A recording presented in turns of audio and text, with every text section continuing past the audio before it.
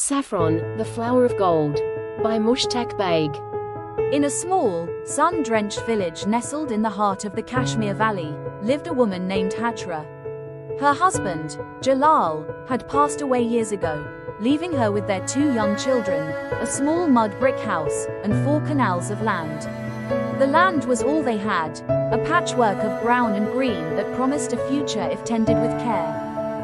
Every morning, before the sun climbed over the snow-capped peaks, Hajra would wake her children, Farid and little Fatima. "The land is calling," she would whisper, her voice as soft as the morning mist. They would walk hand in hand to their 4 canals, carrying their tools, and a small tiffin with their lunch. The villagers watched them with a mix of pity and admiration. "That land is too stubborn," said old Ghulam Nabi, shaking his head. Jalal was a strong man, and even he struggled. What can a woman do alone? But Hajra paid them no mind. She believed in the land, and she believed in her own strength. She taught Farid how to read the clouds and predict the rain. She showed Fatima how to gently coax the seeds into the soil, singing them little songs as they worked. "The earth is like a mother," Hajra would say. "If you love it, it will love you back." The first year was the hardest. A long drought left the land parched and cracked. The well ran low, and their backs ached from carrying water from the river. Farid's hands were blistered, and Fatima's songs grew quiet. Doubt began to creep into Hajra's heart like a stubborn weed. One evening, as she sat mending Farid's torn shirt, she found a small, embroidered pouch. Inside was a handful of saffron crocuses, their delicate threads a vibrant orange.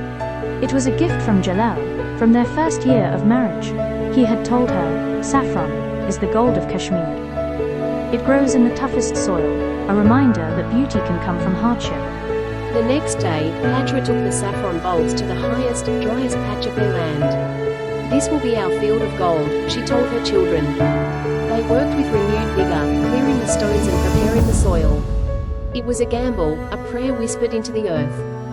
Months passed. The rains finally came, soft and steady. And then one morning, as the mist cleared, Fatima shouted, "Mama, look!" A carpet of purple flowers had bloomed on their hill, each one holding a tiny treasure of orange-red saffron. Hajra knelt, her fingers trembling as she touched a delicate petal. The harvest was small, but it was enough. They sold the saffron at the market, the fragrant threads fetching a good price. With the money, Hajra bought new tools, warm clothes for the children, and seeds for the next season. The villagers watched, their skepticism turning to respect. Old Ghulam Nabi even came to ask for her advice. The 4 canals of land were no longer just a patch of earth. They were a testament to Hajra's hope and hard work. They were a legacy for Farid and Fatima, a story written in the soil. And in the heart of the valley, the story of the woman who grew gold from stubborn land became a quiet legend, a reminder that with love and courage anything can grow.